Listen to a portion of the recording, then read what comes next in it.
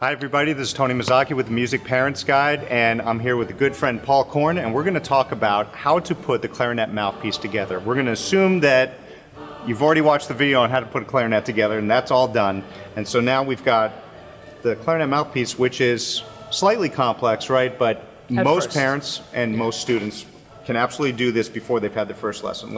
How do we do it? Okay, so when you get your mouthpiece, it will come in a few different pieces. There's the cap, which protects the mouthpiece from getting damaged, and the reed getting damaged. You have the ligature, and you have the actual mouthpiece itself. You'll have those three items will come in the packet or however you buy the mouthpiece. Now, when you want to actually play, you're also going to need to buy reeds. Very standard reeds are the Rico reeds. Those are very standard student reeds in an orange box. If you're in middle school, you would want to start on a 2.5 reed, or if you're in 4th or 5th grade, a 2.5 reed. If you're in high school, you might start on a number 3 reed, and those are the reeds you would use for the first month or so. No matter how young you are, after a month or a month and a half of playing, 6 weeks, let's say, the next time you buy reeds, you would buy number 3 reeds. Now, each brand has different measuring systems. This is important to know.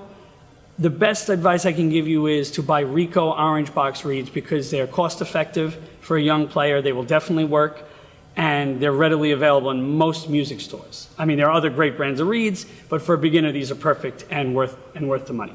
So a Rico number 2.5 for middle school or elementary school, or a number 3 for high school age student, and that's the start. Once they've played for 6 weeks, you're going to move up a half size. Now, when you get your reed, it will come in a small reed case. You're going to take the reed out of the case, always holding the reed from the bottom part of the reed, which is very important. You'll see there are 2 sections to the reed, the bottom part, which almost looks shiny, and then the top part, which looks like it's been cut or shaped by a machine.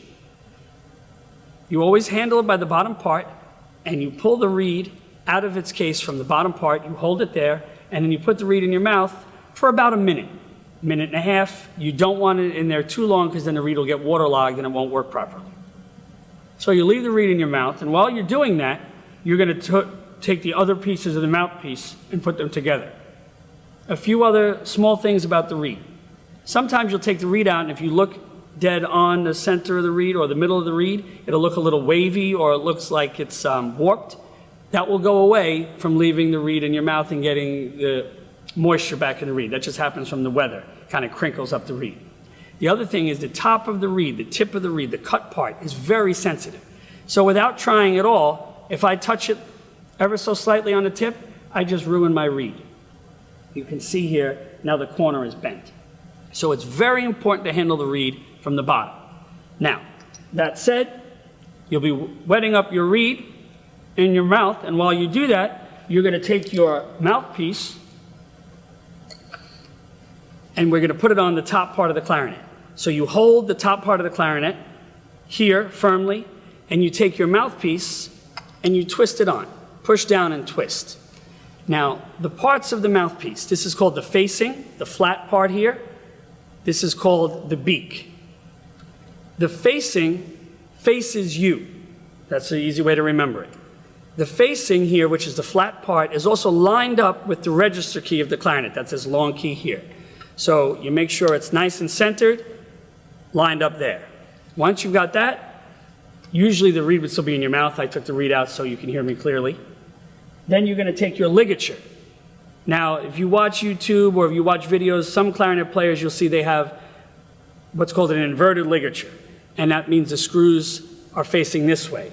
But all beginner instruments and many professional ligatures also, such as this one, have the regular screws or the front-facing screws. So you take your ligature with the screws facing you, that's your facing, screws face you, and you put it over on top of the mouthpiece.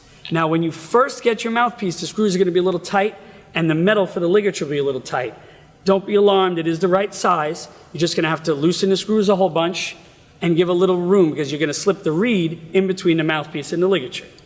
So now that you've got that set, you're going to take your reed out of your mouth, which should be good and wet and ready to go, so it'll make a nice sound for you. You hold from the bottom part of the reed.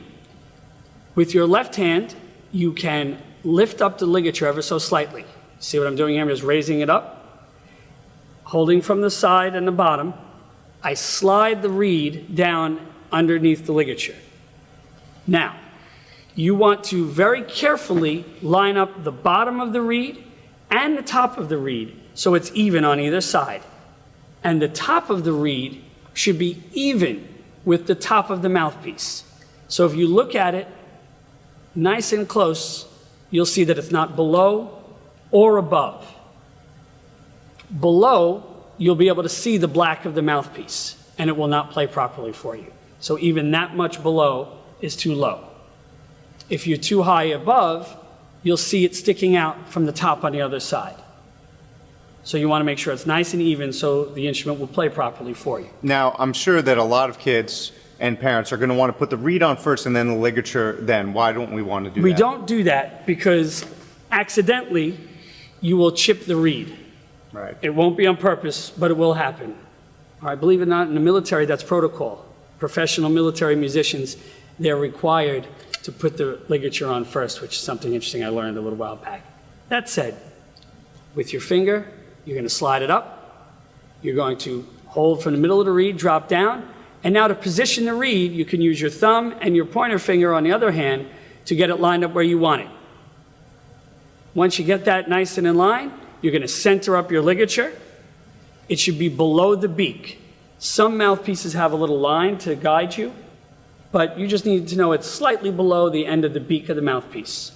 You center it up here, and then you make the screws tight enough that it's firm. You don't want to wrench it closed. You don't need to do that.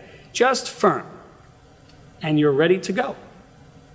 Fantastic. And this is the most important thing, because if they don't get this right, they're not making a sound. Yes. They're going to get frustrated. They're going to want to quit. Most parents should be able to help them with this, correct? Absolutely. Absolutely. And it takes a few times to get used to it, but after a week of putting it together every day, it becomes very simple. Thanks so much, Paul, and thanks for watching.